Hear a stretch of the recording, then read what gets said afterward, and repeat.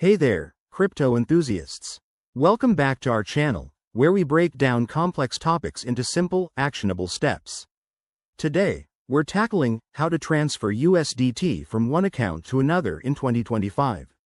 USDT, or Tether, is a popular stablecoin that's pegged to the US dollar, making it a stable option for transactions in the volatile crypto world. Whether you're sending funds to a friend, family, or another wallet, this guide will have you covered. First things first, make sure you have a secure wallet or exchange account set up. Popular options include Binance, Coinbase, or hardware wallets like Ledger. Always double-check that your account is verified and secure.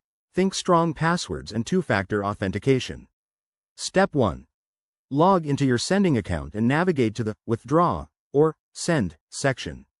You'll need the recipient's USDT address. Remember, crypto addresses are case-sensitive, so copy and paste carefully to avoid costly mistakes. Step 2. Enter the amount you want to transfer. Keep an eye on any network fees. USDT is often on the Tron or Ethereum blockchain, and fees can vary. In 2025, with advancements in blockchain tech, transactions might be faster, but always confirm the current network status. Step 3. Review the details. Double-check the recipient's address, the amount, and the fees. Once you're confident, hit Confirm and wait for the transaction to process. It could take a few minutes to an hour, depending on the network congestion.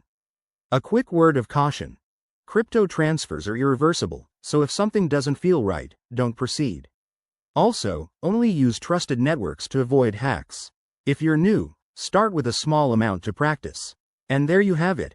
That's how you transfer USDT in 2025. If this helped, give it a thumbs up, subscribe for more crypto tips, and drop your questions in the comments. Stay safe out there, and we'll see you in the next video. Peace out.